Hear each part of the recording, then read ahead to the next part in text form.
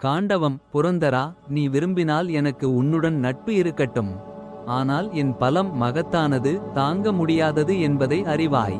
நல்லவர்கள் தங்கள் சொந்த பலத்தை புகழ்வதை பாராட்ட மாட்டார்கள். சதக்ரதோ, நீயே உன்னை பற்றி பேசுவதும் சரியல்ல. நண்பனாக இருப்பதால், நண்பனே, நீ கேட்டதால் சொல்கிறேன். காரணமில்லாமல் தன்னை புகழ்வது சரியல்ல.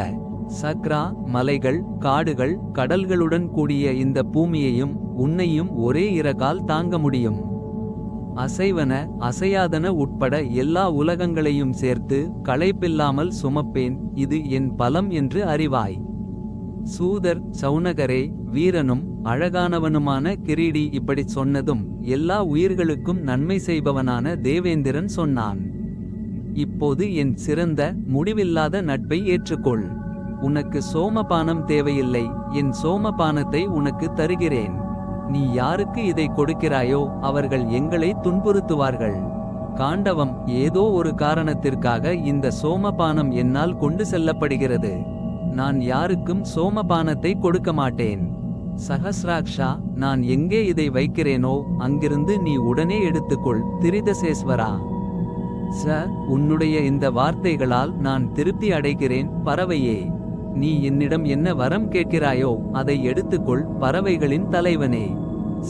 கத்ருவின் மகன்களை நினைத்து இப்படி சொன்னான். தாயின் அடிமைத்தனத்தை நினைத்து சூழ்ச்சி செய்தான். நான் எல்லாவற்றிற்கும் தலைவன், உன் விருப்பத்தை நிறைவேற்றுவேன். சக்ரா, பாம்புகள் எனக்கு உணவாகட்டும். மகாபலவான்களே, அப்படியே ஆகட்டும் என்று சொல்லி தானவர்களை அழிப்பவன் அவனை பின்தொடர்ந்தான். நான் சோமபானத்தை எடுத்துக்கொள்வேன் என்று சொல்லி அவனை பின்தொடர்ந்தான். பிறகு கருடன் தன் தாயிடம் வேகமாக வந்தான். பிறகு பாம்புகளிடம் சந்தோஷமாக இப்படி சொன்னான். நான் இந்த அமிர்தத்தை குஷைப்புல்லில் வைக்கிறேன். பாம்புகளே, குளித்துவிட்டு மங்களமாக இதை பருகுங்கள். இன்று முதல் என் தாய் அடிமைத்தனத்திலிருந்து விடுபடட்டும்.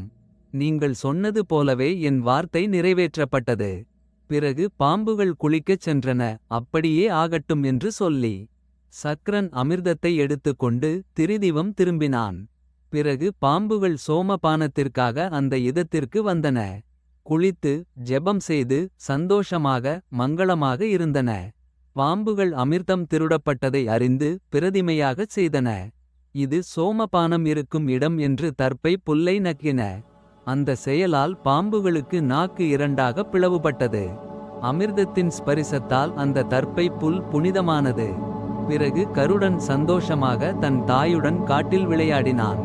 பறவைகளால் பூஜிக்கப்பட்டவன், பாம்புகளை உண்பவன், அழிவில்லாத கீர்த்தி உடையவன் வினதையை சந்தோஷப்படுத்தினான். இந்த கதையை யார் எப்போதும் கேட்கிறார்களோ படிக்கிறார்களோ அவர்கள் சந்தேகமில்லாமல் புண்ணியத்தால் திரிதிவத்திற்குச் செல்வார்கள். மகாத்மாவான பறவைகளின் தலைவனின் புகழால்.